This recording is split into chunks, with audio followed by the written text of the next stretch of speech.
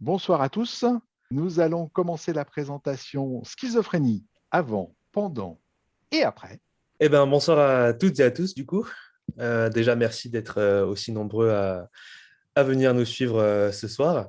Donc, du coup, on vous présente avec Eva, Marjorie et Marie-Armelle une conférence donc schizophrénie avant, pendant et après. On l'a appelé comme ça parce que du coup, on va présenter comment est-ce qu'on peut intervenir précocement lorsqu'il y a les premiers symptômes avant le déclenchement de la maladie, qu'est-ce qu'on peut proposer comme soin pendant, et ensuite, après, avec la notion de rétablissement pour donner un peu d'espoir et d'optimisme et pour lutter un peu contre les clichés euh, qui sont contre la maladie encore très présents à l'heure actuelle. On va peut-être d'abord se présenter pour savoir un peu qui est qui. Donc, moi, du coup, je suis Mathieu, donc je suis neuropsychologue depuis presque 4 ans maintenant, diplômé à Strasbourg. Je travaille au centre psychothérapique de Nancy, du coup, dans un service de remédiation cognitive où la majorité des personnes qu'on reçoit présentent du coup une schizophrénie. Et à côté, et c'est pour ça aussi que je suis là ce soir, je suis vulgarisateur pour le Raptor Neuropsy, qui est un projet de déstigmatisation des troubles psychiques, du coup, avec des personnes que j'ai accueillies en stage qui gèrent avec moi le projet, qui sont toutes les trois présentes ce soir, donc Eva, Marjorie et Marie-Armelle. Je vous laisse vous présenter peut-être brièvement pour savoir un peu d'où vous venez chacune. Vas-y, je commence. Donc, bonjour à toutes et à tous. Enfin, bonsoir plutôt. Donc, moi, c'est Eva. Je suis en Master 2 de psychologie à Nancy. Et comme Mathieu l'a dit, donc j'ai fait un stage avec lui, même deux, du coup, en Mm, L3 et en M1. Et du coup, je l'ai rejoint pour ce projet-là qui a été lancé le 19 décembre 2019. tout à fait. Voilà. Alors, Eva, juste une chose, tu parles crypté. Ah, Non, c'est pas ça, c'est pas ton casque, c'est le L2, le M2, le L3 et tout ça. Ça Ah. veut pas dire ah, grand-chose pour beaucoup pardon. de gens. Pardon. Donc, je suis en Master 2, c'est-à-dire la dernière année en psychologie, parce qu'en psychologie, on a 3 ans de licence et 2 années de master. Donc là, je suis vraiment à la dernière année. Et donc, j'ai fait ma licence 3, donc ma troisième année de licence, et mon Master 1, donc le première année de master, avec Mathieu en stage. Voilà. Bonsoir à tous. Moi, c'est Madame Melrino. Je suis en Master 2 neuropsychologie de l'enfant et troubles d'apprentissage à l'Université d'Angers. Et j'ai rejoint aussi l'équipe de Mathieu suite à un stage que j'ai fait pendant mon Master 1, donc l'année dernière, à peu près en février. Voilà. Bonsoir à toutes et à tous. Donc, moi, c'est Marjorie. J'ai eu ma licence l'année dernière donc, de psychologie et j'ai fait mon stage de L3, donc de licence 3, avec Mathieu en neuropsychologie. Ok. Donc, déjà, merci aussi à toutes les trois du coup d'avoir participé avec autant de dynamisme. Alors, moi, du coup, de mon côté, je vais passer hop, les diapos. Donc, du coup, pour présenter un peu rapidement aussi le projet, donc vous pouvez nous suivre un peu partout. On a des vidéos, des bandes dessinées, des infographies. Donc, c'est à la fois pour les personnes qui souffrent de maladies, mais aussi pour leurs proches, pour les professionnels. Je sais que c'est affiché des fois dans les hôpitaux, dans les écoles. Donc voilà, n'hésitez pas à vous servir, tout est libre de droit. Donc du coup, nous, on va notamment parler de déstigmatisation des troubles psychiques, mais aussi des troubles de type, par exemple, le TDAH ou les troubles des apprentissages ou l'autisme, par exemple, sur les soins en psychiatrie. Et comme je l'ai dit, du coup, on passe par plein de supports. On a commencé les lives récemment, donc notamment ce soir. Voilà pour la petite présentation du projet. Comme Eva l'a dit, il y a un peu plus d'1 an à l'heure actuelle. Hop. Et du coup, toute l'équipe, vous l'avez juste ici. Donc, il y en a 4 que vous voyez ce soir. Il y a également Mathieu, qui est aussi neuropsychologue, plutôt en Alsace, lui qui est diplômé depuis 3 ans, et Lola, qui est en deuxième année de psycho actuellement. Voilà, je vous passe. Donc déjà, quand on parle de schizophrénie, donc au-delà de tous les clichés, tous les préjugés qu'on peut avoir sur la maladie, donc nous, on va essayer de la définir comme un continuum, c'est-à-dire que c'est pas il y a la schizophrénie et il y a le reste, c'est plutôt il y a différents symptômes, différentes maladies, différents troubles qui se situent sur un continuum. Donc le continuum de la schizophrénie, qui fait partie du champ des psychoses, donc c'est-à-dire des maladies qui vont provoquer une altération du contact avec la réalité, comme je l'écris ici sur le diapo. Ça touche 1% de la population mondiale. Donc, par exemple, en France, sur 60 millions de personnes, il y a 600 000 personnes qui présentent une schizophrénie. Donc, 1%, c'est évidemment énorme, d'où l'intérêt d'être informé sur le sujet. Et pour développer un peu tout ça, du coup, donc la schizophrénie, c'est 3 grandes catégories de symptômes. Je vous laisse peut-être les présenter. Eva, si tu veux. Alors, comme vous pouvez voir à droite sur le diapo, on a trois principaux pôles de symptômes. Donc, on a tout ce qui est symptômes productifs, on appelle ça aussi les symptômes positifs, où on va retrouver des délires, des hallucinations et une désorganisation du comportement, des pensées, du discours. Voilà. Après, on trouve les symptômes qu'on appelle négatifs, avec justement un repli sur soi, un isolement social, euh, euh, des affects qui vont être émoussés, voilà. Et on a aussi plusieurs troubles cognitifs qui vont toucher à la fois la mémoire, l'attention, la cognition sociale, tout ce qui est biais cognitif et aussi la motivation des personnes. Tout à fait. À savoir que ces troubles cognitifs, du coup, sont présents chez à peu près 3/4, 75% des personnes qui souffrent de schizophrénie. Et c'est notamment pour ça que dans le service dans lequel je travaille, donc, qui s'appelle le service CURE, Centre universitaire support de remédiation cognitive et rétablissement, on va faire beaucoup de remédiation cognitive, donc travailler sur la cognition, donc des difficultés de mémoire, de concentration. Ça peut être des personnes jeunes qui sont en train de suivre des cours et qui ont des difficultés, comme ça peut être des personnes qui travaillent et qui ont des soucis de mémoire qui font qu'elles ont du mal à suivre les consignes, etc. Du coup, on va beaucoup travailler sur cet aspect-là. On y reviendra plus tard, toujours avec la notion de qu'est-ce que la personne souhaite travailler, dans quel ordre, c'est quoi ses objectifs. On verra tout au long de cette séance que la personne, elle est vraiment au centre en fait, de l'accompagnement qu'on peut proposer. Du coup, quand on parle de l'origine aussi des troubles du trouble qu'est la schizophrénie, on parle d'un trouble neurodéveloppemental, c'est-à-dire qu'en fait, il y a des prédispositions génétiques, mais il y a aussi l'environnement qui va jouer, c'est-à-dire qu'il y a des facteurs qui peuvent multiplier le risque de développer une schizophrénie. Par exemple, le fait de fumer du cannabis, quand on est prédisposé, peut déclencher peut-être plus rapidement la maladie que sans, par exemple, pour donner l'exemple le plus courant des facteurs de risque. Et ce que je vous ai mis aussi là-dessus, le modèle stress-vulnérabilité, pour essayer de décortiquer un peu ça, en fait, justement, ça veut dire qu'on dispose tous, enfin, d'une certaine vulnérabilité à différentes maladies, à différents, que ce soit physique ou psychique, mentale. Et du coup, le fait d'avoir une certaine dose de stress peut déclencher une maladie. Je prenais l'exemple de la schizophrénie, où le fait de, par exemple, fumer du cannabis peut enclencher la maladie.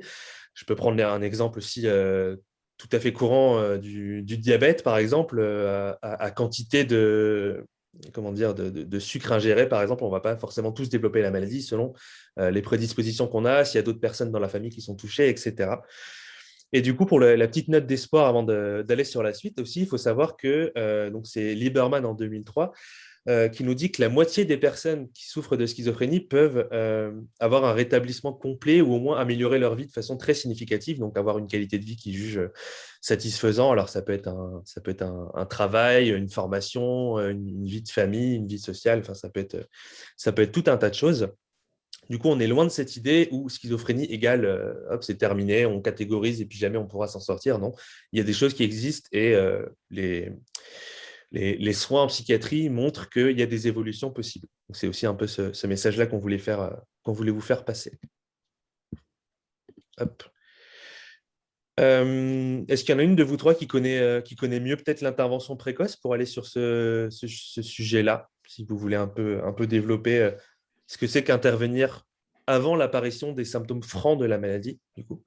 Eva, tu vas peut-être reprendre. Je crois que tu avais un peu travaillé dessus. On a juste eu un petit peu en cours, mais vraiment. Alors, en fait, je vais t'expliquer correctement sans, sans perdre des personnes en cours de route. Donc, on a plusieurs phases pour préparer à la schizophrénie, pardon, entre guillemets. Donc, on va retrouver en premier la phase prémorbide. Donc, à ce moment-là, on n'a pas encore les symptômes qui sont présents. Et ensuite, on a une phase qu'on appelle prodromale, en fait, où il va y avoir quelques petits symptômes qui vont arriver. Mais bien souvent, c'est pas encore pris en charge et on va devoir attendre environ 2 à 5 ans avant que ce soit traité, en fait, ce qui est souvent, tard et justement, c'est un enjeu, majeur de diagnostiquer et de prévenir, en fait, ces symptômes-là. Voilà. Donc nous, à Nancy, on a le CLIP qui Mm. s'occupe de ça. Donc, c'est le centre d'intervention et de liaison précoce qui justement va accueillir des jeunes de 18 à 25 ans, je crois. Non, 12 à 25 ans maintenant. Ils ont Oui, ils ont commencé à... agrandi ouais, Ils ont agrandi, le panel. voilà. Du coup, voilà, pour diagnostiquer, prévenir et détecter les symptômes qui peuvent apparaître bien avant. Voilà. Donc, d'où l'intérêt d'accompagner au plus tôt ces personnes-là. C'est Voilà. Je sais pas ça. si tu veux ajouter des choses. Oui, en fait, moi, je voulais dire que vraiment, le but, du coup, c'est que plus on intervient tôt, plus la personne ne sera pas forcément en rupture avec sa formation, son boulot, ses relations, etc. Plus, du coup, elle va pouvoir se maintenir dans ses activités, dans ce qu'elle fait, sans avoir enfin, avec un risque, du coup, qui va être moindre d'isolement ou de retrait social. C'est un peu comme toute pathologie, comme tout trouble. En fait, plus on intervient tôt, mieux on sera capable de prendre en charge. Ça marche pour les maladies physiques, ça marche pour les maladies psychiques. Et du coup, l'idée de l'intervention précoce, qui maintenant, ça fait quelques années, le clip dont parle Eva date de 2017, ça fait 4 ans qu'ils existent maintenant. On a des centres comme ça qui fleurissent un peu partout en France pour vraiment maintenir les personnes en fait dans leur fonctionnement. Et du coup, évidemment, la chose importante, c'est que ça diminue le risque de développer une schizophrénie en fait. Le fait d'intervenir tôt fait que la maladie ne va pas forcément se déclencher. Alors, il y a des cas chez qui ça va malheureusement se déclencher aussi, mais on diminue drastiquement le risque. Et du coup, ça permet aussi une meilleure adhésion aux soins parce que la personne est consciente de ces petites bizarreries qui sont en train de lui arriver. Parce que dans la schizophrénie, on peut retrouver souvent ce qu'on appelle l'anosognosie, le fait de ne pas avoir conscience qu'on a des troubles. C'est un mécanisme classique dans cette maladie-là, au moins dans les premiers stades. Et du coup, plus on prend en charge tôt, mieux la personne va être maintenue dans sa vie, au niveau de sa qualité de vie, au niveau de ses relations. Et plus du coup, on va lui permettre de maintenir quelque chose qu'elle considère satisfaisant comme qualité de vie sans avoir une perte comme ça au fur et à mesure. Alors, du coup, il y a pas mal je vous l'ai mis là sur les petites fiches qu'on a sur le diapo, il y a pas mal de signes en fait qui peuvent montrer qu'il y a ces premiers signes qui apparaissent, sachant que ces centres-là, le centre dont on a parlé n'existe évidemment pas qu'à Nancy, ça fleurit un peu partout. Donc, ça va être des petites choses qui vont être repérées, des petites bizarreries, ça peut être des petites anomalies de perception. On n'est pas dans les hallucinations, mais on sent quelque chose d'un peu étrange. Donc, en fait, c'est un peu comme les symptômes de la schizophrénie, hallucinations, les idées un peu délirantes, etc. Mais, comment dire, c'est un peu comme ces symptômes-là, mais en atténué, en fait, en réduit. Mais c'est des petits signes comme ça qui peuvent nous faire dire, tiens, il faudrait peut-être envisager cette piste-là. Et du coup, on met un frein un peu au développement de la maladie, puisque comme l'a dit Eva et comme c'est précisé, entre les premiers symptômes et le début des soins, la durée de maladie non traitée peut être de 2 à 5 ans, ce qui est énorme. C'est 2 à 5 ans qu'on perd en fait à accompagner la personne. Donc voilà ce que j'avais à dire sur ce point-là. Du coup, ces docs-là, ce sera évidemment accessible pour que vous puissiez retomber dessus. Et puis, ça sera disponible aussi sur notre site internet, donc raptorneuropsy.com, sur lequel vous avez toutes les bandes dessinées, toutes les petites fiches sur les différents sujets qu'on traite tout au long de ce live. Donc voilà pour la partie prendre en charge plus tôt, donc la partie la schizophrénie avant. Du coup, qu'est-ce qu'on peut faire avant la maladie ? Comme je l'ai dit, des fois, la maladie va quand même se déclencher parce qu'il y a des facteurs qui font que, on ne reste pas magicien, on ne peut pas non plus contrôler tous les paramètres. Mais du coup, quand la maladie se déclenche, il y a quand même plein de choses qui sont possibles. Et là, ce qui est hyper important pour moi, c'est de parler de ce qu'on appelle la prise en charge globale, c'est-à-dire qu'on a plein d'outils, plein de stratégies différentes qui peuvent être proposées à la personne qui souffre de la maladie pour l'accompagner dans ce qu'on appelle un processus de rétablissement, donc se rétablir, apprendre à vivre avec la maladie, à mieux se connaître, à mieux la gérer. Ça, on y reviendra un peu plus loin dans cette petite conférence. Et du coup, peut-être que Marjorie ou Marie-Armelle veut lister un peu tous ces aspects-là. Vous pouvez participer quand même. Bien m'en charger. Bah, Du coup, allez. en ce qui concerne l'accompagnement, il y a différentes possibilités, différents moments. Donc, on peut avoir un suivi psychiatrique avec un traitement médicamenteux pour avoir moins de symptômes, être plus à l'aise en société, se sentir peut-être un peu moins étrange si le patient ressent le besoin.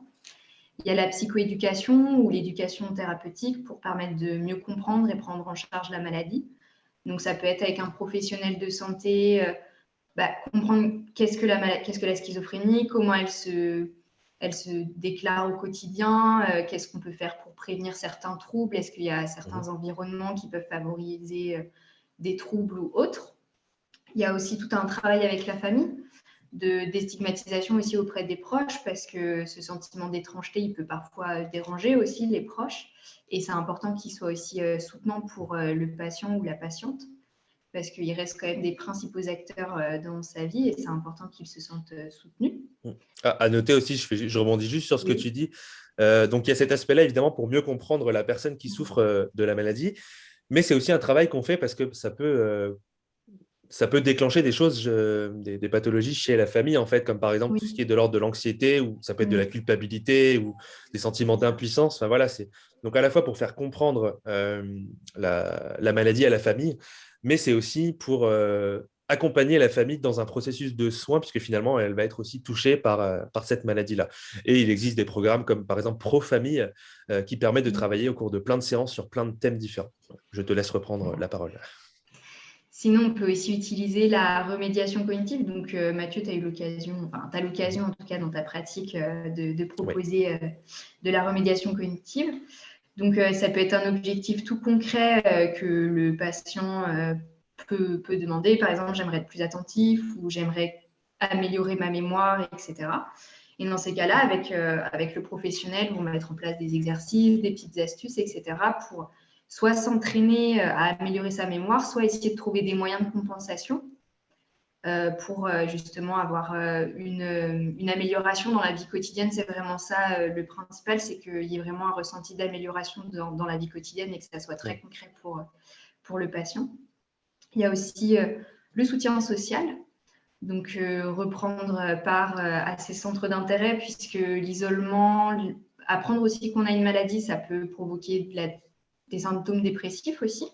Ce n'est pas forcément toujours évident de l'accepter, surtout quand on sait que c'est une maladie qui est très stigmatisée. Donc, ça peut malheureusement favoriser aussi cet isolement qui était déjà bien installé. Donc, l'idée, c'est aussi de remettre un peu la personne dans le mouvement, de la réinciter à s'insérer socialement, à participer à des activités, vraiment pour prévenir une éventuelle dépression qui pourrait accompagner la schizophrénie. Et on peut aussi utiliser la psychothérapie donc, afin de ne plus rechuter ou éventuellement aussi de prévenir une éventuelle rechute. Donc, ça demande un projet de soins qui est adapté à chaque personne, qui dépend des objectifs de la personne. Un patient ne va pas demander la même chose qu'un autre patient, donc ça nécessite pour le praticien de devoir s'adapter. Mais c'est essentiel que ce soit le praticien qui soit en capacité de s'adapter plutôt que l'inverse. Donc, on peut mettre en place une stratégie thérapeutique. Ça nécessite une phase d'évaluation, de faire un état des lieux, des compétences de la personne, de ses faiblesses, pour se dire, à partir de vos ressources, on va essayer de voir ce qu'on peut faire pour pallier à vos difficultés. Si vous en avez envie, si vous avez des difficultés, est-ce que vous avez envie de travailler dessus ou est-ce que vous voulez juste avoir des stratégies compensatoires? Et dans le but justement que ça puisse être applicable en vie quotidienne et qu'il y a un confort en fait qui s'installe pour la personne et que petit à petit en fait elle n'ait plus besoin justement des professionnels de santé entre guillemets dans son quotidien pour pouvoir vivre sa vie normalement, puisque c'est une personne normale aussi. Ça nécessite aussi de mettre en place une alliance thérapeutique avec le professionnel. Voilà, pour l'instant, c'est tout ce que j'ai à dire. Ça marche. J'avais fait cette petite précision aussi de comment dire, le changement de regard en fait qu'on peut avoir en tant que soignante ou en tant que soignant. C'est-à-dire que pendant longtemps, et c'est encore beaucoup le cas aujourd'hui, il y a ce qu'on appelle le paternalisme en fait, où c'est le médecin qui sait et le patient qui ne sait pas et qui doit subir entre guillemets les choix du médecin ou de l'équipe soignante. Ce qu'on essaye de faire aujourd'hui, c'est pas encore comme ça partout, je pense, hein, même si je ne connais que mon service, forcément mieux que les autres services. C'est la notion en fait de décision partagée, c'est-à-dire que la personne, elle fait partie de son processus de soins, c'est même elle qui est en fait au centre, hein, puisque c'est sa décision. Et du coup, c'est pas les soignants qui disent on va faire ça et la personne n'a rien à dire. C'est les soignants qui disent ok, nous on a repéré ça. Par exemple, une difficulté de mémoire, par exemple, du mal à s'organiser, ou par exemple, l'ergothérapeute qui va dire ah bah tiens, là, vous nous avez signalé qu'il y avait peut-être un besoin au niveau de la compréhension de la maladie ou au niveau de l'organisation, etc.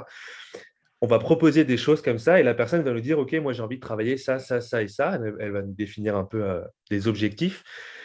Et du coup, la décision, elle est prise ensemble de dire qu'est-ce qu'on travaille en premier, pourquoi, etc. Donc, c'est vraiment, on passe du paternalisme. Alors, j'ai précisé bienveillant parce que c'est rarement malveillant, c'est parce qu'on veut bien faire pour encadrer la personne. Mais finalement, ça réduit les capacités aussi d'autonomie, ça réduit ses capacités son pouvoir d'agir. Du coup, on passe à cette nouvelle façon de voir les choses qui est la décision partagée. Et du coup, tous ces petits morceaux-là que Marie-Armelle a décrits, donc dans la prise en charge globale, ils vont venir à certains moments. Par exemple, l'éducation thérapeutique, ça va être quand il y a besoin d'avoir des connaissances sur la maladie. Et puis quand la personne a beaucoup de connaissances et qu'elle a, je sais pas, qu'elle a acquis un cercle social, qu'elle a repris des études, etc., mais qu'il y a encore des petites difficultés de mémoire, bah là, on va faire de la remédiation cognitive pour travailler sur ces difficultés de mémoire. Donc, on a plein d'outils, plein de stratégies. Ça, je pourrais peut-être un peu plus en parler à un moment parce que c'est ce que je maîtrise le mieux. En fait, chaque patient aussi, chaque patient, chaque patiente, chaque personne qui souffre de la maladie va avoir sa propre maladie. Donc, on le répétera peut-être, il y a autant de maladies qu'il y a de personnes qui en souffrent. Chacun a sa présentation de la maladie. Et du coup, on vient picorer là-dedans selon ce que la personne a envie de travailler. Un petit point aussi sur le rôle de case manager que j'ai mis tout en bas de la petite affiche. Donc, le case manager, en fait, c'est une personne qui va coordonner un peu, qui va être toujours présente pour la personne en souffrance. Donc, c'est souvent des infirmiers, c'est pour ça que je précise place de l'infirmier, mais ce n'est pas forcément. Ça peut être des assistantes sociales, ça peut être des psychologues, enfin, ça peut être d'autres professions. Et du coup, ça va être la personne vraiment qui est interlocuteur privilégié plutôt que d'avoir tous les soignants. On ne sait pas trop à qui s'adresser. Donc, on a une personne qui est là, qui gère vraiment avec la personne en souffrance ses besoins, ses attentes, etc. Voilà pour le petit point là-dessus. Je vous ai parlé déjà 2-3 fois de rétablissement. Donc, j'ai peut-être déjà un peu dit ce que c'est. Le rétablissement, c'est le fait d'arriver à vivre avec sa maladie. Ce n'est pas la guérison. On ne se débarrasse pas définitivement de la schizophrénie. C'est apprendre à vivre avec, à savoir qu'est-ce qui fait que je pourrais rechuter, qu'est-ce qui fait que ça marche, enfin, qu'est-ce qui marche bien pour moi pour combattre les différents stress, etc.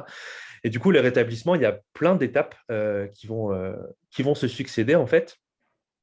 Et on va accompagner différemment la personne à chacune de ces étapes. C'est un peu comme dans la suite de la prise en charge globale, en fait, où je vous ai dit qu'on picore un peu dans les différents aspects selon le moment, selon ce qui est à travailler avec la personne. Peut-être que Marjorie, je te laisse décrire le processus. Oui, donc le processus est constitué de 5 étapes. Donc la première étape, c'est le moratoire. Donc c'est au moment de l'annonce du diagnostic au patient.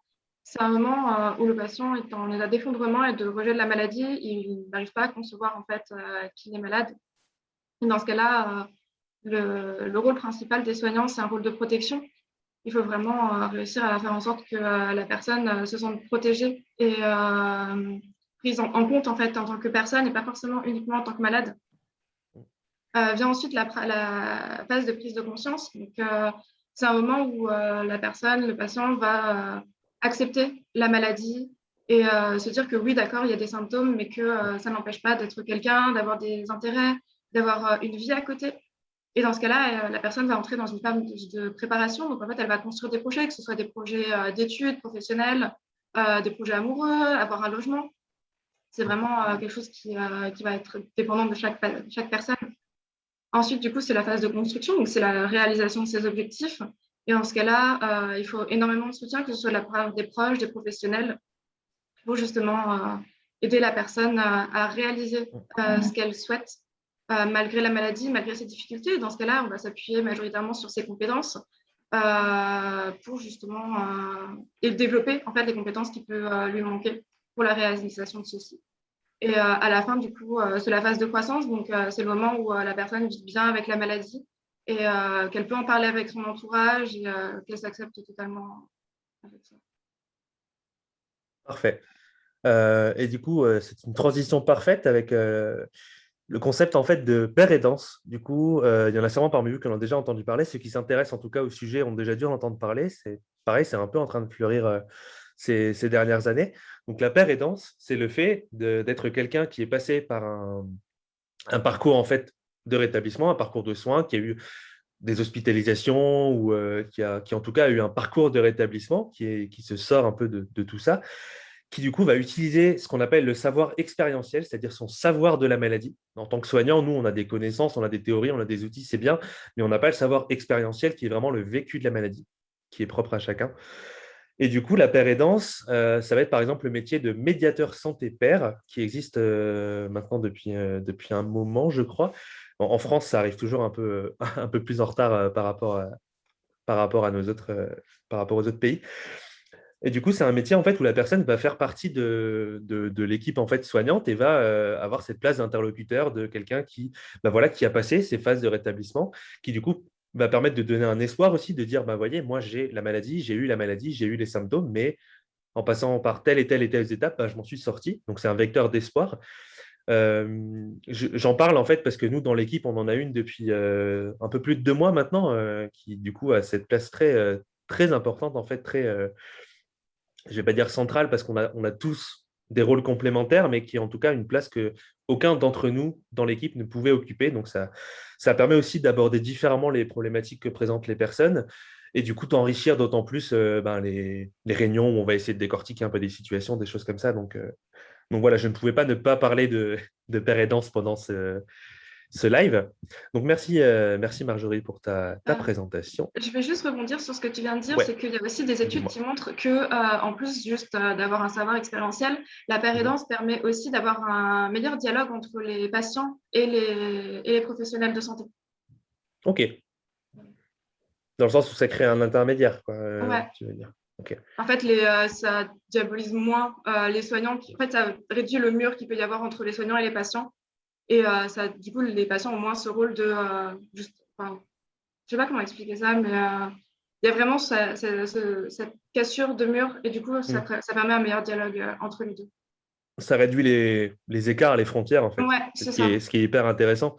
Au final, de considérer qu'on est deux êtres humains qui se rencontrent et pas un malade et un soignant. Enfin, c'est ça. Voilà, c'est très caricatural, mais c'est l'idée, quoi.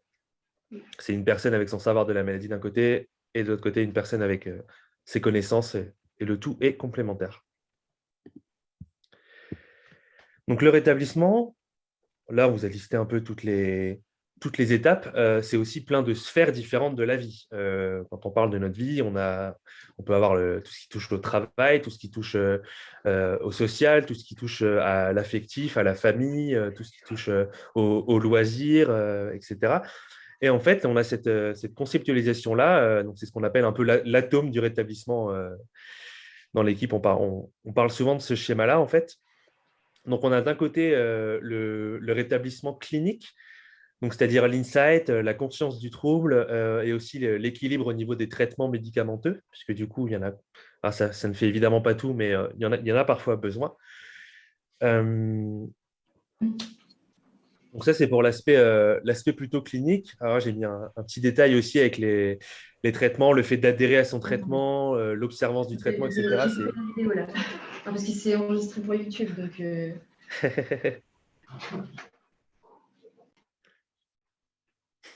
Donc, c'est plein de termes en fait à nous pour expliquer comment la personne, quelle relation est-ce qu'elle peut avoir avec ces traitements, sachant que le but aussi, c'est qu'elle comprenne pourquoi il faut prendre tel traitement, sur quels symptômes ça va agir, etc. Et ça, c'est aussi tout le travail de la psychoéducation et de l'éducation thérapeutique. Donc ça, c'est la partie vraiment clinique. On parlera de rémission symptomatique, voilà, les symptômes qui s'améliorent un peu. Derrière, on a le rétablissement fonctionnel et c'est là où il va y avoir de la remédiation cognitive. Fonctionnelle, c'est-à-dire arriver à fonctionner au quotidien, avoir une vie quotidienne qui soit satisfaisante avec le moins de difficultés possible. Et du coup, c'est là où on a, comme j'ai dit, la remédiation cognitive. Donc, je reviendrai dessus tout à la fin. J'ai prévu un petit exemple pour rendre ça un peu plus concret. En tout cas, c'est donner les outils, des clés à la personne pour qu'elle puisse arriver à pallier à ses difficultés du quotidien et à avoir un quotidien qui est tout à fait satisfaisant pour elle. Ensuite, le rétablissement social, je vais commencer par là. C'est là où il y a toute la stigmatisation, en fait, qu'il faut. C'est là où il faut intervenir sur cet aspect-là. Donc, on va faire tout un point sur la stigmatisation qui est, selon moi, hyper important et c'est un peu le cœur de notre projet, finalement, avec le Raptor Neuropsy. Donc, le social, c'est donc ces représentations-là, donc agir contre la stigmatisation. Et c'est ce que j'ai mis, les déterminants de santé, c'est-à-dire l'accès au logement, l'accès à l'emploi, à la culture, avoir un soutien, etc. Donc, le social, c'est toutes ces sphères-là, parce que quand on souffre de schizophrénie, il a été montré que du coup, l'accessibilité au logement, quand on a un trouble psychique en général, d'ailleurs, il peut y avoir des soucis pour accéder à un logement ou pour trouver un emploi parce qu'on va être considéré comme moins compétent alors que on a les mêmes compétences, juste il y a la maladie qui s'est rajoutée par-dessus. Et ensuite, on a le rétablissement personnel qui, là, va prendre en compte tout un tas de trucs, hein. C'est la plus grosse partie sur cette petite fiche que je vous ai préparée. Donc, ça va être la motivation, par exemple, de la personne. Donc, c'est là où c'est intéressant de dire qu'on fait de la décision partagée et que la personne elle a vraiment un rôle central parce qu'il y a deux types de motivation. Il y a la motivation extrinsèque, c'est-à-dire on fait parce qu'on se dit que ouais, si on ne fait pas, ça va mal se passer. Si on le fait, ça va peut-être améliorer un truc, etc. Et la motivation intrinsèque qui est intériorisée, où là vraiment on va s'engager parce qu'on en ressent le besoin, on a envie, on y trouve un intérêt qui est autre que juste avoir une récompense ou une punition si ça ne marche pas, par exemple. Donc, il y a plein d'autres facteurs aussi, le fait d'avoir d'éventuelles addictions à côté, le fait d'avoir une bonne métacognition, on y reviendra aussi dans les petits exemples que je vous ai préparés à la fin. L'autostigmatisation, parce que la stigmatisation, c'est le regard des autres qui va mettre un stigma, hein. Stigmatiser, c'est marquer. Mais l'autostigmatisation, c'est le fait d'avoir internalisé tout ça. Se dire que, OK, de toute façon, quand on a une schizophrénie, on est dangereux, on n'est pas récupérable, etc. Donc, moi, je vais être comme ça. Donc, on intériorise les stéréotypes, on fait de l'autostigmatisation. Il y a également la notion de dévoilement, c'est-à-dire qu'est-ce qu'on va dévoiler de notre maladie. Ça va du secret de ne pas en parler à qui que ce soit, le retrait, l'isolement, jusqu'au fait d'en parler publiquement. Et puis ça passe par plein d'intermédiaires. J'en parle plutôt à ma famille, à telle personne, j'en parle dans tel contexte, etc. La dernière notion, c'est l'empowerment, c'est la capacité d'agir, le pouvoir d'agir, et c'est ça qui va compter c'est avec la décision partagée notamment qu'on va intervenir là-dessus. Il y aura une petite fiche sur l'empowerment juste après, ou dans pas très longtemps en tout cas, donc on y reviendra plus en détail. Donc voilà, tout ça, ça représente les différentes sphères sur lesquelles on va accompagner la personne au niveau de son rétablissement. Et comme je vous ai dit, nous, on va plutôt travailler sur le fonctionnel. Après, il y a évidemment d'autres structures, d'autres personnes, d'autres professionnels de santé ou de la culture ou de l'éducation, etc., qui vont travailler sur d'autres aspects. Donc ça, c'est pour toutes les différentes dimensions du rétablissement. Et du coup, comme je vous l'ai dit, l'idée, ça va être maintenant aussi d'aller sur la question de la stigmatisation. Eva, je te laisse peut-être reprendre la parole. Ça fait un moment que tu ne l'as pas eu. Oui. Alors, et on en retrouve encore beaucoup de clichés actuellement sur ce trouble-là, qui peuvent même venir au final de la famille, de l'entourage, même souvent, pas souvent, mais même parfois aussi des soignants. Donc, d'où l'intérêt aussi de lutter contre cette stigmatisation-là. Mhm. Donc c'est aussi, du coup le but, de notre projet du Raptor en Neuropsy, d'informer au maximum, les personnes, les patients, leurs familles, les soignants, pour qu'on puisse adapter, nos idées, notre comportement, puis notre discours aussi. Oui, j'allais dire notre langage. Je sais que ça te tient à cœur autant qu'à moi. Exactement. Voilà, donc voilà, pour donner un exemple pour le langage justement, on nous dit souvent qu'il ne faut pas dire, ça me fait mal de le dire, mais heu, bon, on se lance. Un schizophrène, mais plutôt dire une personne, qui souffre de schizophrénie parce que, c'est une personne, comme une autre, comme une personne qui n'a pas de maladie, mais c'est juste, elle a des loisirs, des envies, des projets et plein d'autres choses et en plus la maladie qui se rajoute à ça. C'est comme une petite pierre qu'on ajoute à l'édifice, en fait. Ça va pas la définir totalement. Voilà. C'est vrai qu'on a vite fait de poser une étiquette et de dire ça, c'est un schizophrène. J'aime pas trop dire ça non plus. Du coup, c'est la base de la stigmatisation, quoi. La personne, elle a ça, donc il y a tous les clichés qui vont avec, et puis on la laisse de côté, alors que, comme tu le disais, elle a une personnalité et tout ce qui va avec, et la maladie, elle vient se greffer juste par-dessus. C'est ça. Je te laisse reprendre. OK, voilà. Et donc forcément, tout ça, ça peut avoir un impact sur, l'accès au logement, l'accès également, aux soins. On peut se dire que, on n'est pas vraiment légitime au final, du fait de notre maladie, voilà. Alors, pour l'accès aux soins, je rebondis. J'avais vu une info très importante et très malheureuse.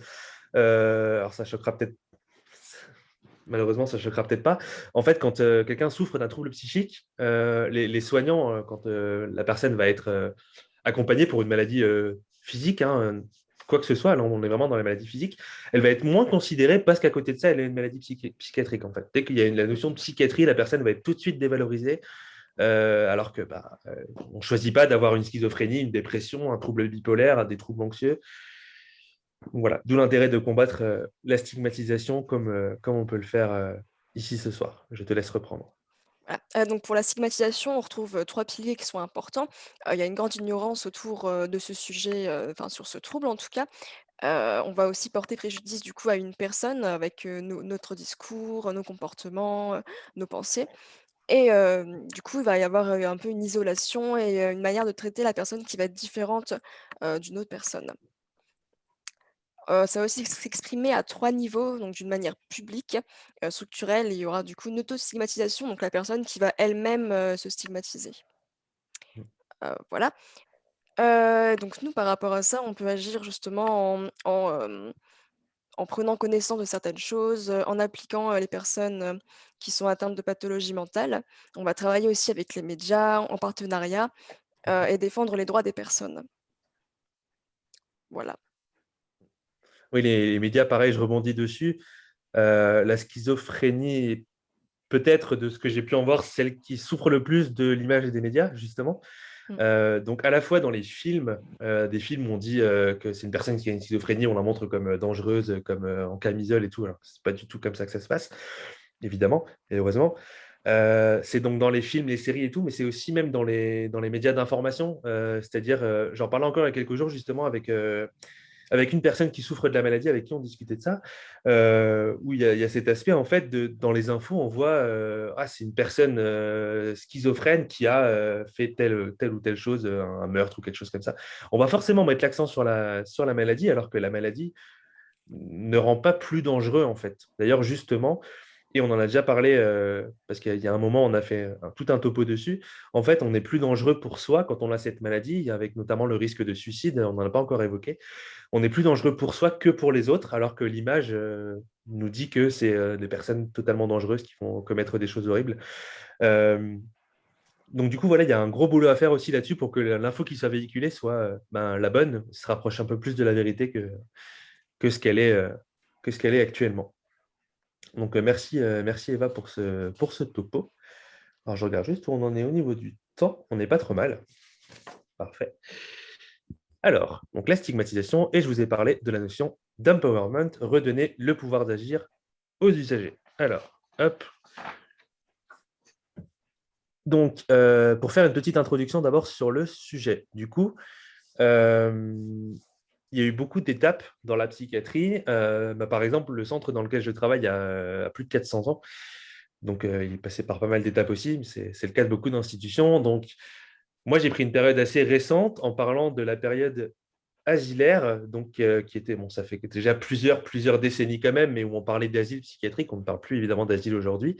La période où les personnes étaient vraiment exclues, où les hôpitaux étaient construits très loin, on les mettait vraiment en dehors de la société, au paternalisme qu'on a aujourd'hui, et on a encore évolué dans l'accompagnement. Je vous ai parlé, et je vous reparle, je vous bassine avec ça, avec la notion de décision partagée. Donc du coup, voilà, petit à petit, on redonne un peu une place à la personne, mais tout n'est pas encore gagné, loin de là, il y a encore beaucoup à faire. Donc l'empowerment, là-dedans, ça va être... donc c'est même pas, je peux même pas dire redonner le pouvoir d'agir, dans le sens où c'est pas nous qui donnons de l'empowerment, c'est la personne qui se crée son empowerment. En fait, elle se saisit de ça, de ce pouvoir d'agir, de ce pouvoir de décider de ses propres soins, de son propre accompagnement. Du coup, c'est une notion finalement assez récente. Donc, j'ai mis la petite définition du psychom, hein, qui est une grosse base si vous voulez vous renseigner sur ces sujets-là. Donc, c'est l'accroissement de la capacité d'agir de la personne avec le développement de son autonomie. Forcément, qui dit prise de décision, choix, qui dit autonomisation. La prise en compte aussi de son avenir et, comme je l'ai déjà dit, la participation aux décisions qui vont la concerner. Et du coup, forcément, j'en parle ici parce que l'empowerment, c'est très étroitement lié à la notion de rétablissement. Se rétablir, arriver à faire face à la maladie, à vivre avec, à se reconstruire avec la maladie, c'est être capable aussi de prendre ce pouvoir d'agir-là pour réussir à avancer. Voilà. Peut-être Marie-Armelle, tu veux reprendre pour les différents rôles qu'on peut avoir au niveau des différentes phases. Donc, en fait, j'ai listé un peu les différentes phases du rétablissement qui ont été présentées tout à l'heure par Marjorie, si je ne dis pas de bêtises. Et du coup, nous, on va pouvoir intervenir dans cette notion d'empowerment tout au long de ces différentes phases. Donc, voilà. Ok. Alors, durant la phase moratoire, notre rôle, ça va être de guider vers les soins, accueillir, valider, normaliser l'angoisse, parce que c'est pas quelque chose qui est facile à accepter. Il faut accompagner vraiment la personne dans ce cheminement-là, sans la forcer, vraiment faire en sorte que ça vienne d'elle. Surtout parce que c'est aussi ce qui favorise l'alliance thérapeutique et le fait qu'après, la relation et le partenariat dans le soin se passent bien. Au moment de la phase de conscience, il va falloir partir des connaissances, des représentations du malade, compléter, rectifier, susciter l'espoir, donc dire, bah voilà, pour vous, c'est quoi la schizophrénie, pour vous, ça s'exprime comment, et reprendre un petit peu avec ce que nous, on sait de cette pathologie, parce que mine de rien, nous, on a les connaissances théoriques, mais on ne sait pas au quotidien ce que c'est que de vivre avec cette maladie.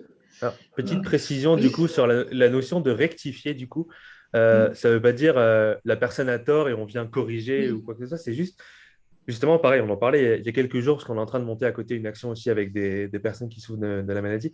En fait, c'est rectifier dans le sens où on peut trouver très vite de la mauvaise information, quelqu'un qui va, on a eu l'exemple il n'y a pas longtemps, qui va dire, de toute façon, moi, de ce que j'ai lu, quand on a une schizophrénie, on n'est pas récupérable ou quoi. Enfin, voilà, il faut derrière déconstruire toute cette stigmatisation et ces mauvaises idées, ces idées reçues que la personne a pu lire et auxquelles elle a pu accéder avant d'accéder à la parole que nous, on peut donner ou que d'autres personnes qui souffrent peuvent lui donner. Voilà. Il faut déconstruire aussi le fait qu'elles sont potentiellement dangereuses pour les autres, leur dire que s'ils ont vu des personnes qui interprétaient des personnes souffrant de schizophrénie dans les séries, c'est pas forcément révélateur de ce qu'ils sont non plus.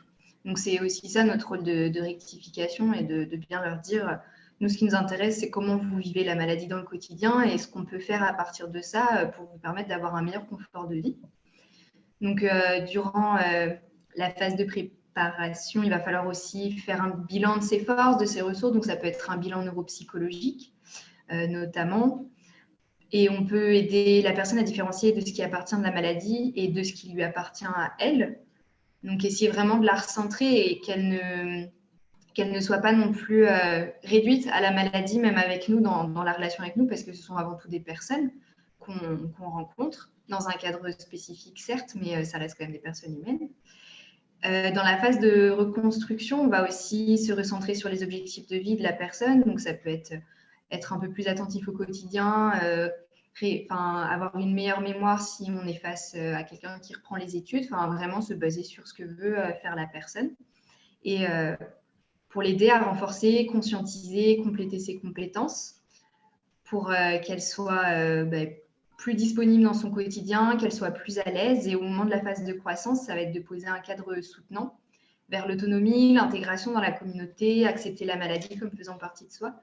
Donc l'idée aussi, ça va être de rendre la personne autonome dans sa connaissance de la maladie, de la façon dont elle s'exprime dans son quotidien et des stratégies compensatoires qu'elle peut mettre en place pour petit à petit en fait nous rendre moins indispensables entre guillemets, même si un professionnel de santé n'est jamais indispensable pour un patient, mais dans l'idée que le patient soit suffisamment confiant dans sa connaissance de la maladie pour se dire je peux gérer seul, ou en tout cas, je peux éventuellement essayer de vivre un peu seul avec ça et de se débarrasser un petit peu de nous et de se dire je vais laisser le côté professionnel de santé à part.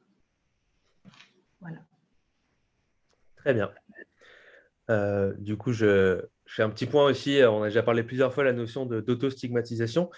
Donc, du coup, ça va être un mécanisme inverse à celui de l'empowerment, dans le sens où si on arrive à déconstruire à ce que la personne n'ait plus cette stigmatisation qu'elle a intériorisée, casser un peu ses clichés, ses préjugés, etc., on va jouer dans le sens de l'empowerment.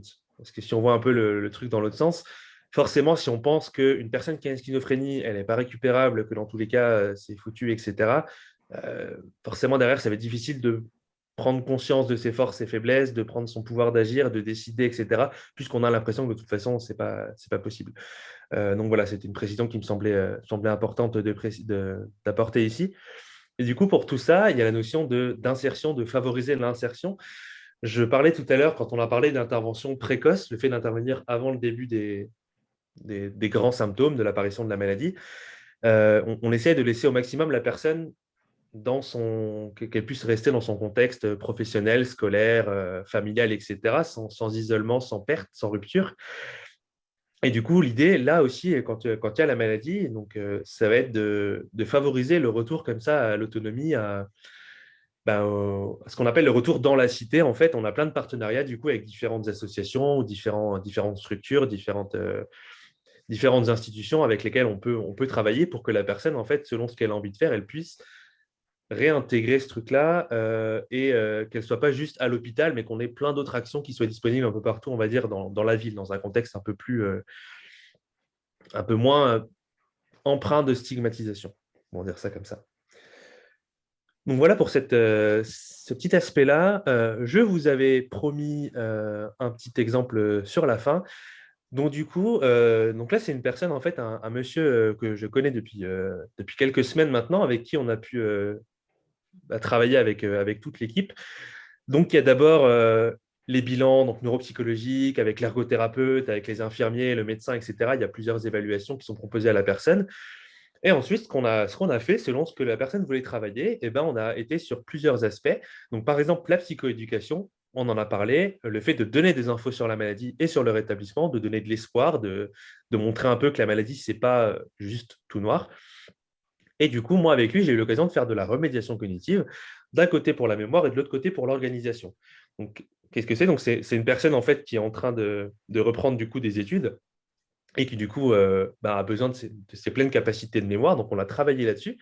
Et aujourd'hui, ça va plutôt bien sur cet aspect-là. Il a ses petites stratégies, il s'en sort bien, il gère son quotidien avec tout ça. Et l'organisation, donc des petits outils pour faire les tâches dans un certain ordre, apprendre à se gérer, à vérifier qu'on a bien fait ce qu'on a envie de faire, etc. Donc, c'est plein de petits outils comme ça qu'on propose. Et du coup, depuis, de mieux en mieux, il s'organise, il gère ses apprentissages et il progresse tout doucement. Donc, une note d'espoir du coup par rapport à tout ça. Il va aussi intégrer du coup un travail en groupe pour déconstruire un peu les biais cognitifs du coup. Donc travailler avec l'outil MCT. Donc évidemment comme ça c'est du charabia. MCT c'est entraînement de la métacognition. La métacognition c'est prendre du recul sur ses propres façons de réfléchir, sur sa propre pensée en fait. On y reviendra juste après pour terminer la présentation. Et du coup, j'insiste encore énormément dessus. À chaque personne, sa maladie. On a des profils totalement différents. Ça peut être des étudiants qui ont des difficultés cognitives avec des hallucinations verbales, des ententes de voix, des personnes qui ont des projets pro et perso. J'ai déjà eu des personnes aussi avec vraiment de très longues études, comme un doctorat qui présentait encore des symptômes, comme quoi il faut arrêter de dire que ce n'est pas possible d'aller loin avec cette maladie. Ça peut être aussi des professionnels qui vont avoir des difficultés sociales dans le travail, etc. Enfin, ça peut être plein de choses différentes aussi chez les personnes un peu plus âgées. Et vraiment, chaque personne a sa propre expérience, son propre vécu de la maladie. Et il n'y a personne de mieux placé pour en parler qu'elle-même. Je vous ai mis à côté un petit document en fait, qui est disponible justement aussi sur notre site internet qui donne plein de stratégies et d'outils pour travailler sur différents aspects de mémoire, d'organisation, etc. Et c'est comme d'habitude, c'est partageable, accessible à tout le monde et totalement gratuit. Donc, je vous l'ai dit, je voulais parler un peu du coup de métacognition parce que c'est un outil qu'on utilise très souvent et qui est en fait très important, très intéressant parce qu'il vient travailler sur quelque chose qu'on retrouve très souvent dans la schizophrénie, qui est les biais cognitifs, les schémas de pensée qui vont être un peu faussés, qui peuvent créer des angoisses et qui peuvent renforcer un délire ou créer le sentiment de persécution, donc tout ce qui se rapproche à la paranoïa, des choses comme ça. Mais enfin, on vient déconstruire en fait au fur et à mesure de plusieurs séances ces biais-là, donc apprendre que c'est pas toujours qu'on peut voir d'une certaine façon le monde et que c'est pas toujours comme nous on pense le voir, que la mémoire elle a certains défauts, que notre perception elle a certains défauts, mais on aide aussi à comprendre les différents types d'émotions, comment est-ce qu'on peut entrer en relation avec quelqu'un, etc. Donc voilà, c'est plein d'aspects qu'on vient aborder dans cet outil et c'est un outil qui se travaille en groupe, qui est libre de droit. D'ailleurs, il est disponible sur le site des personnes qui l'ont créé, donc Moritz et Woodward. C'est un outil qui date de 2007. Et du coup, ça permet en groupe de créer une super dynamique avec des exemples qui sont échangés, etc. Et en fait, limite, les soignants deviennent complètement inutiles puisque dans le groupe, les interactions font que les personnes, en fait, entre elles parviennent à se hisser les unes et les autres vers le haut. Donc voilà pour cette petite parenthèse pour parler un peu de la métacognition. Et du coup, on est dans les temps, c'est parfait. Donc, en petite conclusion, donc j'ai remis quelques-uns des clichés, des stéréotypes qu'on peut encore entendre sur la maladie. Donc, c'est évidemment pas la double personnalité, la violence, le danger, l'incapacité, etc. C'est un trouble psychique qui va se caractériser par plein de symptômes, donc hallucinations, délire, des difficultés dans la relation avec l'autre, des troubles de la mémoire, de la concentration, etc. Et chaque personne va avoir sa propre maladie. Aujourd'hui, l'image en reste encore très négative, malgré la réalité qui est de plus en plus. Alors, évidemment, tout n'est pas rose, mais on tend vers un mieux, en tout cas. Donc, si l'image elle est très négative, en tout cas, les accompagnements s'améliorent. Et on a aujourd'hui ces notions qui, petit à petit, sont expliquées. On est formé petit à petit à ça, ces notions d'empowerment, rétablissement, décision partagée, etc. Et du coup, les troubles, évidemment, quels qu'ils soient d'ailleurs, sont en général très loin de l'image que les gens s'en font, comme dans le cas de la schizophrénie, mais j'en ai déjà parlé aussi dans le cas de la dépression, troubles bipolaires, ou l'autisme, etc. Les petits chiffres que j'ai mis à côté, c'est pour casser un peu une dynamique, en fait, une croyance comme quoi les soins en psychiatrie, c'est des personnes sans consentement, enfermées dans une chambre, etc. En fait, il s'avère du coup que, là, c'est les chiffres de 2018, donc de l'organisme qui recense toutes les activités qui se font en psychiatrie. Déjà, sur tous les patients, il y en a seulement 18%, donc même pas 1 sur 5, qui est hospitalisé. Les autres étant suivis en centre médico-psychologique ou à domicile ou dans des différents ateliers ou dans différentes structures qui ne sont pas hospitalisées, en tout cas, qui ont une certaine autonomie. Et du coup, sur ces pourcentages-là, on a seulement, donc en tout, 3% qui sont sous contrainte. Alors, ça reste encore, c'est pas négligeable, ça ne veut pas dire que ça n'existe pas, ça ne veut pas dire qu'il y a des choses ça ne veut pas dire qu'il n'y a pas des choses à améliorer là-dessus. Mais en tout cas, cette image de l'enfermement, de la contrainte, etc., elle existe, il faut en tenir compte, mais elle ne représente pas 100% de la population et de ce qui se passe en psychiatrie. Donc voilà pour le petit point. Du coup, l'idée, c'est de donner de l'espoir, d'expliquer un peu tout ça et puis d'expliquer qu'on peut faire encore plein de choses et qu'il y a plein de choses qui existent. Donc, je vous ai listé plein de choses. Donc, il y a les journées de la schizophrénie. Hein, sans cet événement, on ne serait pas là aujourd'hui pour vous en parler. Des témoignages de personnes. Par exemple, je vous ai mis le livre de Luc Vigneault, qui est justement un père aidant, donc un patient expert qui utilise son savoir expérientiel. Il y a aussi de plus en plus de séminaires, d'informations. Voilà. Nous, on a aussi nos vidéos de vulgarisation, site internet, etc. D'ailleurs, tout ce qu'on vous dit ici, c'est un peu résumé aussi au sein de notre vidéo qu'on a sortie il y a 1 an justement avec Eva et Lola qui n'est pas ici, où on parle de la schizophrénie, on déconstruit les clichés, puis on présente un peu tout ça aussi, tout ce qu'on vous a présenté aujourd'hui. Donc voilà, je pense que de notre côté, on a terminé. Est-ce que vous avez un mot à rajouter, peut-être l'une de vous trois, une précision ou un message, une phrase, quelque chose pour conclure en beauté? Oui, moi, je voulais juste conclure par rapport Ouais. à l'enfant et l'adolescence qui concerne les troubles psychiatriques.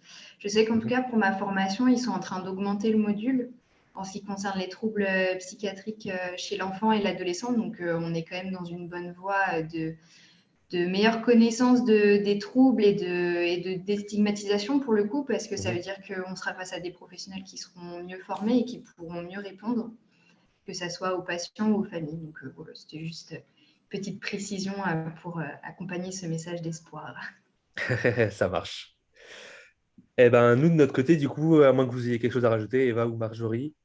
Moi, je voulais juste rajouter comme quoi l'information passe aussi par les patients, notamment par le dévoilement, même si chaque patient est libre de dévoiler sa maladie à qui il veut, dans le contexte qu'il le souhaite. Mais du coup, plus les personnes seront libres de parler de leurs troubles, plus les personnes pourront connaître la maladie du point de vue des patients eux-mêmes et de leur propre histoire. Très bien. Eva, du coup, vu que tout le monde a rajouté, est-ce que tu voudrais rajouter? Je pense que tout a été dit. Enfin, je vois pas quoi ajouter de plus en tout cas. Je pense qu'on a dit un peu le maximum de ce qu'on pouvait dire, en tout cas en 1 heure. Voilà. Ok. En revanche, il y a beaucoup de questions. Mais Ah. Noémie, à toi. Merci pour votre intervention qui était très claire. Et effectivement, j'ai beaucoup de questions. Alors, je vais commencer. Alors, donc j'ai une question sur, dans le cas de la schizophrénie, le déni est souvent au rendez-vous. Comment accompagner le malade à la reconnaissance de sa maladie? Bah, justement, dans ces cadres-là, il y a tout ce qui est autour de l'éducation thérapeutique qui peut venir apporter des informations sur bah, les différents symptômes, aussi le fait que ce ne soit pas la faute de la personne. Et justement, c'est dans ces modules-là en fait, qu'on vient prendre conscience petit à petit de tout ce qui se passe. Après, c'est aussi une déconstruction qui peut se faire avec les soignants directement et pas forcément un groupe d'éducation thérapeutique. Ça peut se faire aussi en individuel, où vraiment le but, ça va être de prendre conscience de ces symptômes-là, sachant que les traitements médicamenteux peuvent aussi aider parce qu'ils vont diminuer les symptômes positifs, productifs, donc tout ce qui est de l'ordre des hallucinations et des idées délirantes, des sentiments de persécution, etc. En diminuant ça, on peut aussi aider la personne à être plus à même d'entendre les informations qu'on a données sur la maladie. Donc voilà, moi je pensais surtout à l'éducation thérapeutique. Je ne sais pas si une de vous trois a une autre info sur ce sujet peut-être. Non. Non. Ok. J'espère que je réponds de mon mieux en tout cas à ces questions. J'ai une personne qui se demande que faire avec notre proche en période de décompensation. Ok. Alors, je pense que ce qui peut être intéressant, ça va être de savoir qu'est-ce qui peut y avoir comme facteurs qui, chez cette personne, vont déclencher ce qu'on appelle une décompensation, donc les symptômes qui reviennent un peu plus fort. Ça rejoint l'idée un peu de chaque personne a sa maladie et du coup, identifier ça chez chacun, ça va permettre derrière de prévenir et si la décompensation arrive, de savoir quels sont les éléments qui peuvent soulager, qui peuvent réduire ces choses-là, qui peuvent calmer. Est-ce qu'il y a des stimuli, des choses particulières qui peuvent aider à calmer la personne. Et puis derrière, il y a évidemment toujours, ça reste à disposition, des urgences aussi psychiatriques qui ne veulent pas dire hospitalisation, mais qui peuvent être un moyen à un moment où les symptômes sont très forts pour soulager avant de repartir de bon pied, j'ai envie de dire. Alors, il existe de nombreux tests et de nombreuses évaluations. Quels sont ceux qui permettent d'évaluer les pertes cognitives? Ok. Alors, là, j'aimerais bien préciser, parce qu'il y a différentes choses. Donc, par exemple, je pense à ce que fait ma collègue ergothérapeute, où là, du coup, ça ne va pas être des tests, mais vraiment ce que la personne va rapporter, en fait. Elle va dire, j'ai plus de difficultés là-dedans, j'ai des besoins d'aide là-dedans, etc. Et après, pour vraiment les tests en neuropsychologie, alors je ne vais pas donner les noms parce que ça serait du chinois et de toute façon, ça ne se trouve pas facilement sur Internet. Mais on a plein d'outils qui permettent d'évaluer les différents types de mémoire, les différents mémoires à court terme, à long terme, verbales, visuelles, etc. Aussi l'organisation. On a aussi des épreuves en milieu réel. Donc, je repense à ma collègue ergothérapeute, du coup, des situations vraiment en galerie marchande d'un magasin où on va avoir des choses à faire, des consignes à suivre. On va voir un peu comment la personne arrive à se dépatouiller dans un contexte un peu plus vrai que dans le bureau, on va dire. Et après, on peut avoir des outils de lecture des émotions, des choses comme ça. Et tous ces outils, en fait, ils sont ce qu'on appelle standardisés, c'est-à-dire ils ont été testés sur plein de gens pour qu'on puisse savoir à partir de quel score, est-ce que c'est trop en dessous de la moyenne, je mets des guillemets, mais du coup, à partir de quel moment est-ce qu'on peut dire, ouais, ça semble être une difficulté chez la personne. Donc voilà. Après, il y en a vraiment qui existent pour chacun des différents types de fonctions. La concentration aussi, on a pas mal de choses, par exemple. Voilà.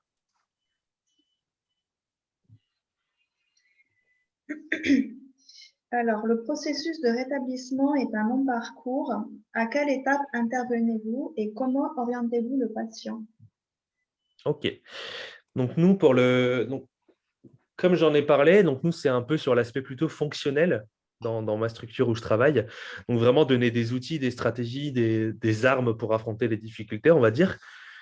Et en termes de stade de rétablissement, par exemple, nous, on ne sera pas vers le début, c'est-à-dire que nous, on est une structure où la personne, elle est consciente de ses difficultés déjà. On n'est pas dans le stade moratoire, il n'y a pas de déni, il n'y a pas de. Voilà, on est dans un moment où la personne, elle sait qu'elle a la maladie, elle connaît à peu près bien ses symptômes. Des fois, il y a encore besoin un peu elle veut encore un peu d'informations. Et du coup, comment dire, nous, on va moins voir ces premières phases-là. On va être plutôt dans les phases de reconstruction, de croissance, où la personne, voilà, elle est consciente de tout ça. Elle sait qu'elle veut travailler sur tel aspect, qu'elle a telle difficulté. Et après, pour orienter les personnes, bah, ça dépend à chaque fois de pareil, de leurs objectifs. Par exemple, des personnes qui ont des baisses d'estime de soi ou de la dévalorisation, etc. On a une structure qui s'occupe de travailler pour déconstruire ces choses-là, pour aider à apporter un sentiment d'efficacité, une estime de soi, etc. Donc, ça dépend en fait des besoins de la personne. Ça peut être des appartements thérapeutiques pour l'autonomie, ça peut être cette structure-là pour tout ce qui est l'estime de soi. Enfin, voilà. Je ne sais pas si peut-être parmi vous trois, il y en a une qui connaît des structures particulières à citer ici ou pour savoir comment on oriente. Non, ok. Bon, voilà, c'était pour donner quelques exemples en tout cas de tout ça. Et du coup, quel est le bon moment pour entreprendre la remédiation cognitive? Alors, le bon moment, je dirais, ça va être un peu bateau, mais c'est quand la personne juge que c'est ça qu'elle a envie de travailler. Euh, Encore pareil, on a un exemple très récent de quelqu'un qui d'abord souhaite poursuivre un sevrage, en fait. Et une fois que ce sevrage, donc en addicto, sera terminé, voilà, c'est une personne qui a conscience de ses difficultés, etc. On la verra en médiation cognitive. Ça permet aussi de ne pas multiplier comment dire, pas les rendez-vous, mais multiplier les différents types de soins en même temps. Mais du coup, on intervient quand la personne, elle a eu ses évaluations et qu'elle a quand même une conscience et j'allais dire des plaintes, mais des difficultés qu'elle va ressasser. En fait, elle va nous dire, voilà, moi, j'arrive plus à suivre mes cours. Voilà, je connais ma maladie, voilà, il y a une insertion dans les cours, etc., mais j'arrive plus à les suivre. À ce moment-là, c'est peut-être le moment de travailler sur l'attention, par exemple, sur la concentration. Et du coup, du côté de l'empowerment, comment l'acquérir au cours de son processus de rétablissement? Alors du coup, c'est ce qu'on disait un peu tout à l'heure, je reprends ma petite fiche. En fait, au cours du processus, nous, on va intervenir à chaque moment avec différents outils, différents moyens d'intervenir. Donc, par exemple, dans la phase moratoire, donc c'est Marie-Armelle qui avait présenté, on peut normaliser l'angoisse. Voilà, on va être présent vraiment pour soutenir la personne dans comment on appelle ça, dans sa réception du diagnostic, par exemple. Je ne vois pas comment dire ça autrement. Euh, et en fait, plus les phases ont avancé, plus on va donner de l'autonomie. Donc, c'est-à-dire que aider la personne à acquérir cet empowerment en tant que soignant, c'est en fait lui donner des infos pour dire qu'elle est capable, le pointer du doigt les ressources et les faiblesses, l'accompagner dans les faiblesses pour l'aider à surmonter certaines difficultés. Et nous, on va intervenir comme ça sur chaque point. Après, je pense que ce sera un peu trop long de rentrer dans les détails, mais voilà, nous, on a vraiment des interventions qui vont être selon le stade de rétablissement, mais le but, c'est toujours derrière d'arriver à ce que la personne, voilà, elle puisse avoir la meilleure autonomie possible et la vie la plus satisfaisante pour elle. Et pour ça, on a nos différents petits outils. Et du coup, lorsqu'un délire est nécessaire au patient, quelle alternative dans la dynamique de rétablissement? Pardon? Le délire est nécessaire sur le moment au patient. D'accord. On entend souvent qu'il faut pas valider en fait le délire, qu'il faut pas rentrer dedans, qu'il faut esquiver, etc. Moi, je pense que, et c'est ce qu'on entend pareil de plus en plus, ça peut être des fois la réalité de la personne. Moi, je pense surtout, là, je pense surtout aux hallucinations où voilà, on ne peut pas invalider une hallucination. En fait, il faut entendre ce que la personne a à dire et il ne faut surtout pas chercher à juste contredire et à dire bah non, c'est pas possible parce que regardez et apporter des preuves. Il faut vraiment expliquer qu'on comprend ce que la personne ressent, qu'on peut comprendre ses émotions, que nous, dans cette situation, on ressentirait probablement les mêmes émotions, on aurait les mêmes idées. Et en fait, on vient comme ça montrer à la personne, réassurer et puis ne pas juste avoir une position de bah non, c'est faux ce que vous racontez, mais en quelque sorte normaliser, valider le discours pour avoir cette alliance thérapeutique et pour montrer à la personne qu'on peut comprendre. Avez-vous à vos côtés dans votre travail des médiateurs pairs ou peut-être des pairs aidants? Oui, du coup, on a une médiatrice santé-père depuis le mois de janvier. Là, c'est le troisième mois où elle est parmi nous. Et du coup, j'en parlais un peu tout à l'heure. Donc, elle a une place, selon moi, qui est très importante, du coup, et qui permet vraiment d'aborder différemment les différentes problématiques qui peuvent être amenées par les patients et les patientes. Et du coup, pour moi, c'est une vraie aubaine d'avoir une personne qui a cette expertise-là de la maladie à nos côtés. Alors, il y a une personne qui parlait de la méthode activologue. Est-ce que vous la connaissez? La méthode active, non, pas du tout. Ça vous dit quelque chose Non, pas du tout. Je ne sais pas, c'était passé dans le chat. Ouais, je pense éventuellement à ACT, à la ACT. méthode ACT, qui est la thérapie d'acceptation et de l'engagement, qui fait partie de la dernière vague de TCC, thérapie cognitivo-comportementale, où on apprend à accepter ses valeurs, à aller. Voilà, je connais pas en détail. Je ne sais pas si une de vous trois a peut-être un peu de détails sur le sujet. Sur ACT, Ouais, tu avais fait la BD dessus, Eva. Je ne sais pas si tu as encore je crois des pas que j'avais notions fait la BD, mais on a eu un cours sur rapidement la dessus. TCC. D'accord. Mais bon, c'est assez flou comme notion encore actuellement. Donc, On ne peut pas tout connaître, hein, malheureusement. ouais. Il n'y a pas de souci. Alors, vous avez dit dans une des diapositives que le recours aux médicaments n'était pas systématique. Pouvez-vous nous donner d'autres méthodes? Alors, du coup, c'est en fait les autres sphères qu'il y avait dans la prise en charge globale. Je peux peut-être remettre d'ailleurs le. Oui, voilà, tant qu'à faire. Hop. Voilà. Donc, il y a. Voilà, tout en haut, vous avez le suivi avec les traitements médicamenteux. Il y a plein d'autres choses qui existent. Déjà, parce que les traitements médicamenteux, ils agissent sur les symptômes positifs, hallucinations, délire, la désorganisation du discours, des choses comme ça. Sur tout le reste, sur les symptômes négatifs, sur les troubles cognitifs, ça n'agit pas, en fait. Donc, on a besoin de toute façon d'autre chose qu'il y ait traitement ou pas. Et du coup, ça peut être de la psychothérapie, ça peut être, comment dire ça, hop, là, il y a mon truc qui s'est enlevé. Ne Ça peut être t'inquiète de la... pas, Mathieu, D'accord. c'est normal.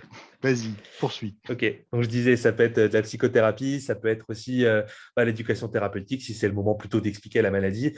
Les traitements viennent vraiment agir sur un certain type de symptômes, donc on a plein d'autres choses qui existent selon les symptômes sur lesquels on veut agir, en fait. Alors, j'aurais une question pour vous. Est-ce que vous connaissez le MOOC Se rétablir, un vrai délire? Un vrai délire? Point Oui, d'interrogation. parce que j'ai acquis pas mal de notions que j'ai présentées ici dans ce MOOC. Ah, c'est peut-être pour ça qu'on le reconnaît un petit peu dans la Ah ouais, présentation. voilà, il m'a Eh bien oui. aidé. Alors, du coup, tu peux peut-être dire ce que tu en as pensé? Ouais, moi, j'ai vraiment adoré. En fait, ça m'a apporté vraiment plein de choses. Notamment, j'en ai retenu beaucoup de choses sur la stigmatisation avec les chiffres un peu qu'on a donnés, l'accès au logement, les choses comme ça. Et sur alors, les phases du rétablissement, ça, c'est des choses que j'avais déjà avec mon travail. Mais c'est vraiment l'aspect stigmatisation et l'aspect décision partagée, toutes ces choses-là que j'ai acquis dans ce MOOC-là. Je l'ai vraiment trouvé super intéressant. Je sais que ce n'était pas la première fois qu'ils le faisaient, donc ils vont peut-être le refaire. Ah oui, ils vont Ça le refaire. réouvre des En fois. fait, quand on dit il se trouve que peut-être Anne, tu peux activer ta caméra. Il y a 5 personnes qui ont construit ce MOOC, dont Anne. Ah, Et il a été construit en fait notamment dans le cadre d'activités de l'ILO, qui est une association qu'on a créée avec Anne, et puis des journées de la schizophrénie. parfait. Bravo, du coup.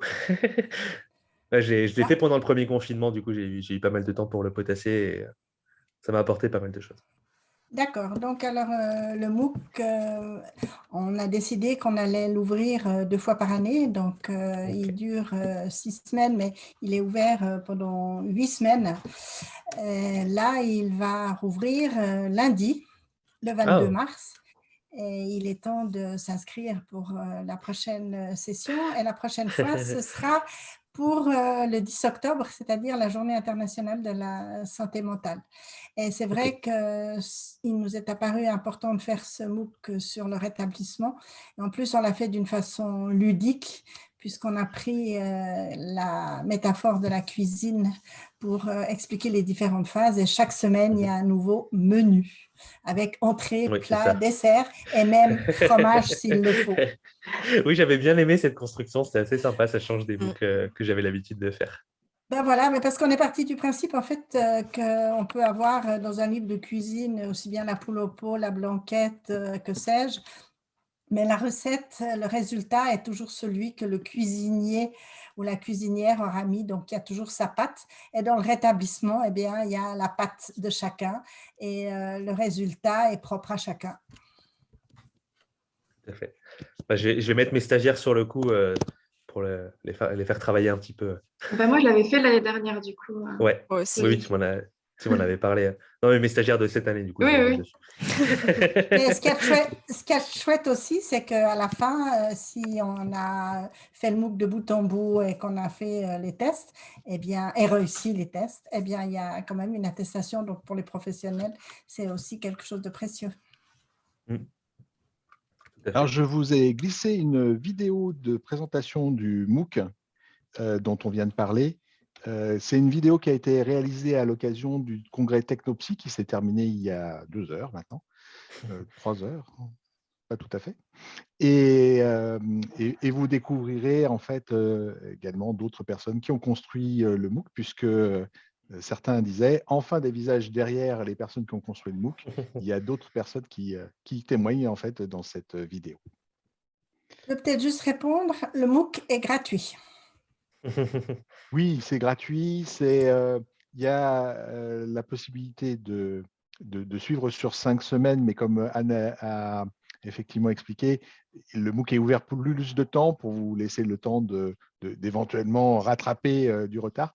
Et puis, ça demande à peu près, je crois, 1h30 d'engagement par semaine. Donc, ce n'est pas énorme, mais on apprend énormément de choses et surtout, on découvre plein de matériel. Non, C'est ça. c'est 2h30 par semaine. Voilà, avec les exercices. D'accord.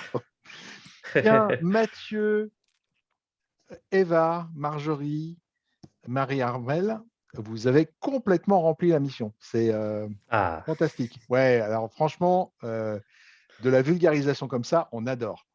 bah parfait. Je crois Ça fait que les plaisir. commentaires sont super bons. Il y a des merci qui pleuvent Eh ben, de un rien, peu du coup. partout. Je vous souhaite remercier aussi toute l'équipe qui a géré le chat parce que il y a notamment Louise qui est très frustrée parce qu'on ne lui dit pas assez merci. Je remercie Noémie qui a pris la parole ce soir aussi pour rapporter les questions. Merci à tous et je vous souhaite une excellente soirée. Bonne soirée, à bientôt. Bonne soirée. Au revoir. Pareil. Pareil.